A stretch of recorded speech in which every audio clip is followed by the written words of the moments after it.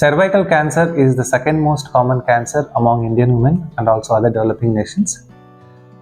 Cervical cancer human papilloma virus infection ద్వారా వస్తుందండి. Human papilloma virus infection సీరోటైప్స్లో especially 16 కానీ 18 కానీ సీరోటైప్స్ ఉంటాయి. There are 9 other high risk serotypes. వీటిలో వేటిదైనా ఇన్ఫెక్షన్ అవుతే మనకి సర్వైకల్ క్యాన్సర్ వచ్చే అవకాశాలు ఉంటాయి. సర్వైకల్ క్యాన్సర్ వచ్చినప్పటికైతే బ్లీడింగ్ అనేది మోస్ట్ కామన్ సిమ్టమ్. దాంతోపాటు ఫౌల్ స్మెల్లింగ్ డిశ్చార్జ్, తెల్లబడ్డం కానివ్వండి జరుగుతుంది.